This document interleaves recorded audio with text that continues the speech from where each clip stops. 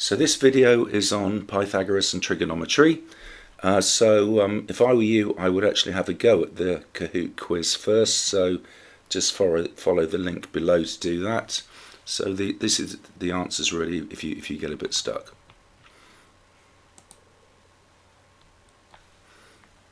So 10 questions. So for this first one, we've got to decide, is this Pythagoras or trigonometry, and are we adding or subtracting? So it's side, find a side, so that's Pythagoras, and because we're finding the hypotenuse, that's the long side opposite the right angle, is going to be an adding Pythagoras, so that's red.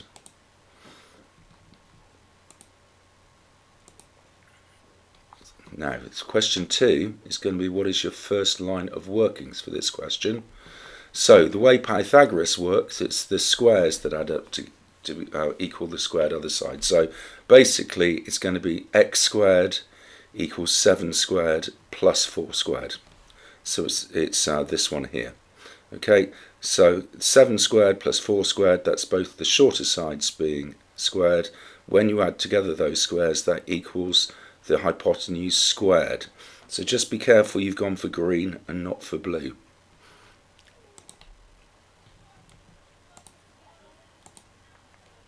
So again, question 3, we're going to have to decide whether this is Pythagoras or trigonometry. Well, again, it is side, find a side, so it's Pythagoras, but on this occasion we're finding one of the two shorter sides, so that's going to be a subtracting Pythagoras. So that's green.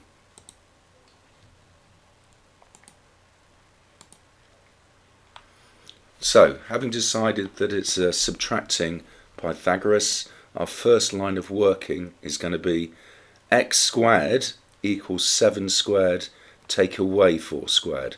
It's got to be a subtracting Pythagoras. X has got to be at the end less than 7.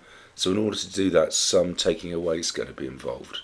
So x squared equals 7 squared minus 4 squared, so that's green.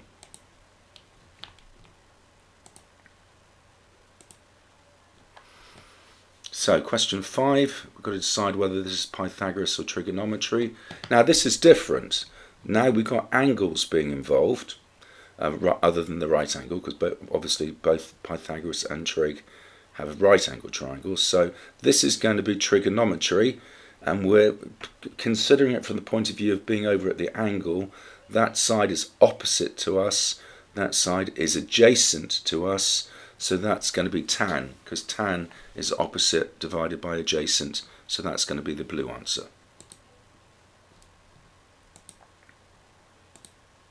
So, having decided that it is tan, what would be our first line of workings?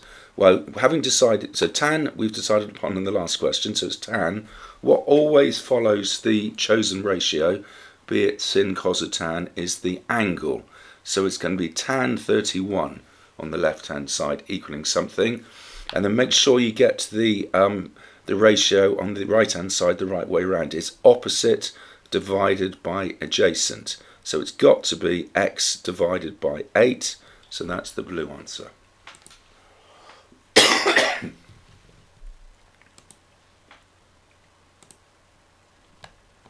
So, brand new question. So let's go and decide what topic we've got here.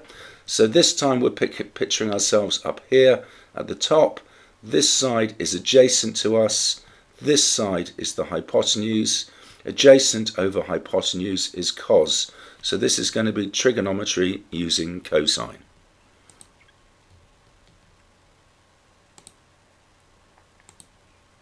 So we've decided that it's cosine.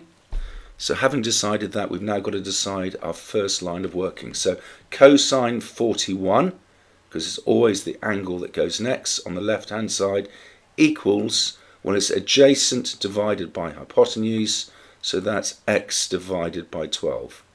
So cos 41 equals x divided by 12, that's the green answer.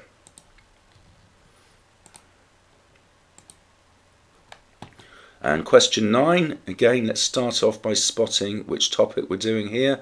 Well, again, it's going to be trigonometry because angles are involved. Picturing ourselves at the angle, that side is opposite us. This side is the hypotenuse. Sine is opposite of a hypotenuse, so this is going to be trigonometry using sine.